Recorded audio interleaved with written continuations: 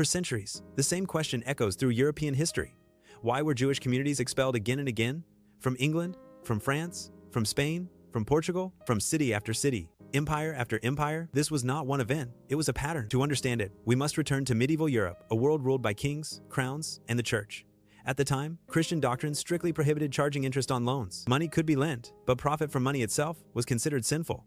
As a result, Christians were largely barred from professional money lending. In the Islamic world, scholars advanced medicine, astronomy, mathematics, and philosophy. Trade flourished across continents. Knowledge moved freely, but in Christian Europe, another reality existed. Jewish communities were often forbidden from owning land. They were excluded from craft guilds. They were blocked from most professions, so they adapted. Finance, trade, and long-distance commerce became one of the few economic paths left open to them. This was not privilege, it was necessity. Over generations, Jewish families developed deep expertise in accounting, contracts, credit, and international trade. They learned how money moved, not just locally, but across borders. Kings noticed. Monarchs constantly needed funds to wage wars, to build castles, to maintain courts, to survive political chaos.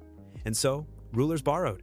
Not just peasants, not just merchants, but kings themselves. Entire kingdoms ran on credit. And here's where the balance of power became dangerously fragile. When times were good, lenders were tolerated, even protected. But when disaster struck, everything changed. Wars were lost. Plagues swept across Europe. Harvests failed. Treasuries emptied. Debts piled up. And suddenly, repayment was no longer possible. In medieval Europe, there was no bankruptcy law for kings. There was no legal system to forgive royal debt. But there was another solution: expulsion. When a Jewish community was expelled, debts were erased overnight. Property could be confiscated, records destroyed. The crown walked away free. The lender became the enemy, not because of secret control, not because of hidden conspiracies, but because debt is politically dangerous. And history shows something uncomfortable. When power fails, blame looks for a target. Religious difference made that target visible. Economic dependence made it convenient, and fear made it acceptable. This cycle repeated itself across centuries. England expelled its Jewish population in 1290. France followed in 1306.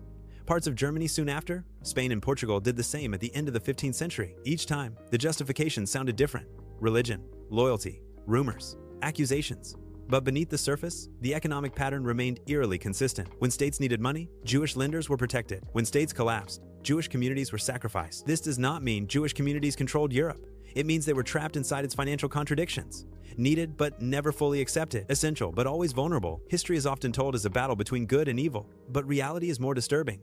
It is a story of systems that create dependence and then punish those caught inside them. So the real question isn't, why were Jews expelled? The real question is, why did European societies repeatedly build systems that required scapegoats? Because when responsibility is too heavy to bear, blame becomes easier than truth. And that pattern has never truly disappeared. If you want more long-form historical stories that question what we think we know, subscribe to the channel. If this video challenged your assumptions, like it helps more people see it. And tell me in the comments, was this cycle inevitable?